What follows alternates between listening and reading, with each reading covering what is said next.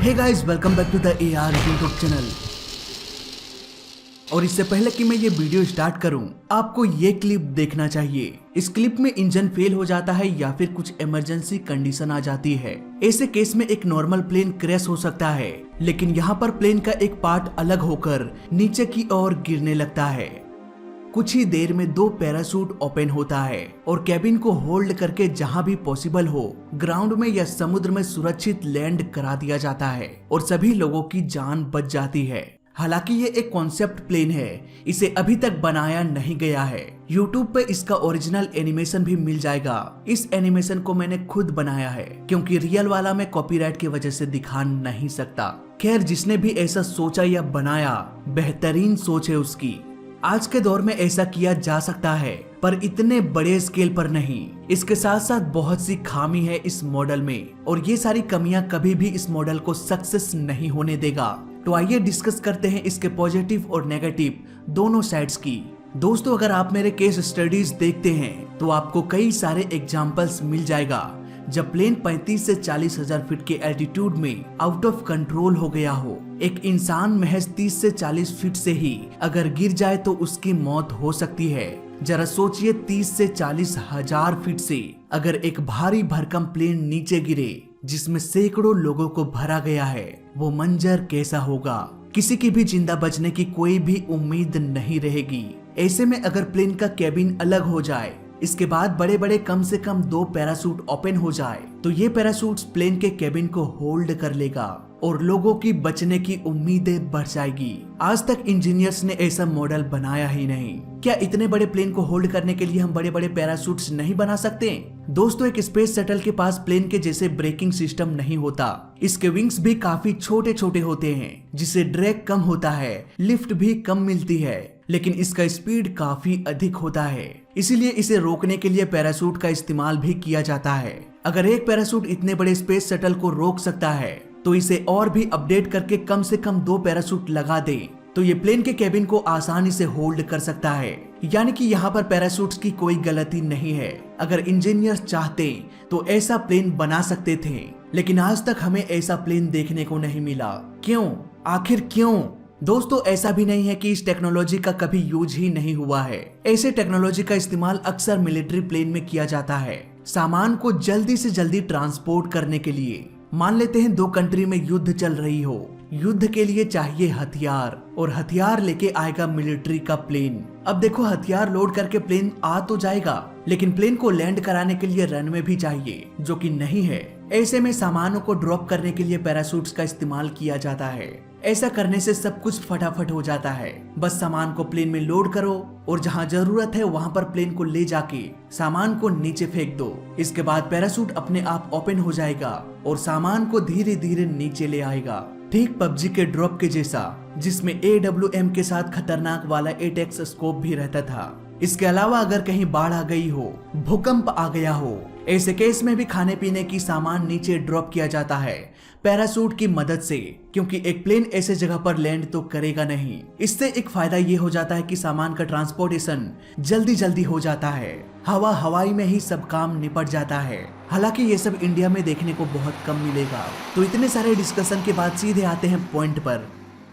अगर दशकों से इंजीनियर्स ऐसे टेक्नोलॉजी का इस्तेमाल करते आए हैं, तो इसे और भी इम्प्रूव क्यों नहीं किया गया? दोस्तों, साइंटिस्ट और इंजीनियर्स का गोल एक ही होता है, सेफ्टी के साथ साथ प्रॉफिट को भी बढ़ाना। अगर सेफ्टी को बढ़ाते बढ़ाते प्रॉफिट नेगेटिव में चला जाए, तो काहे का इंजीनियर है भाई? ऐसे लोगों के लिए कोई भी जगह नहीं। खैर, मजाक को साइड में रखकर इंजीनियर्स ऐसा प्लेन बना भी लेते हैं जिसका कैबिन अटैच हो सके और इमरजेंसी में ये कैबिन अलग भी हो जाए। तो ऐसे केस में कैबिन को नॉर्मल प्लेन के कंपैरिजन में बहुत ही स्ट्रॉन्ग बनाना पड़ेगा, तभी कैबिन के अंदर एयर प्रेशर को मेंटेन रखा जा सकता है। हाई एल्टीट्यूड में कैबिन के प्रेशर को मेंटेन करने के लिए सिर्फ राउंड सिलेंड्रिकल शेप ही चाहिए। अगर कैबिन को किसी और शेप में ढाल दिया जाए तो सत्यानाश हो जाएगा। इसीलिए तो बलून गोल होता है, ना कि स्क्वायर में। यहाँ पर समस्या ये आती है कि एक सिलेंड्रिकल शेप का कैबिन को अटैच नहीं किया जा सकता। इसके शेप को जरूरत के हिसाब से बदलना पड़ेगा, और अगर इसके शेप में बदलाव किया जाए, सिलेंड्रिकल शेप से किसी और शेप में ढाला जाए, तब कहीं ना कहीं कॉर्नर्स बनेगा और वो कॉर्नर उस ढांचे का सबसे कमजोर पॉइंट होगा। कभी भी वो हिस्सा टूट के अलग हो सकता है। पुराने जमाने के प्लेन के विंडो को भी स्क्वायर बनाया जाता था, लेकिन बाद में इसे गोलाकार बना दिया गया ताकि किसी भी पॉइंट पर वीकनेस ना हो। एक अटैचेबल केबिन को बनाने में कई सारे वीकनेस पॉइंट निकल कर आ जाएगा। इस वीकनेस को हटाने के लिए केबिन को और भी स्ट्रॉन्ग बनाना पड़ेगा एक नॉर्मल प्लेन के केबिन के कंपैरिजन में। अगर इंजीनियर्स ऐसा केबिन बना भी देते हैं तो ये काफी भारी हो जाएगा। फॉर एग्जाम्पल, अगर बोइंग 737 जैसे 2 इंजन वाले प्लेन को अटैचेबल केबिन वाला प्लेन बना दिया जाए तो कभी भी ये अपने मैक्सिमम एल्टीट्यूड यानी कि लगभग 35,000 फीट के एल्टीट्यूड में फ्लाई नहीं कर पाएगा।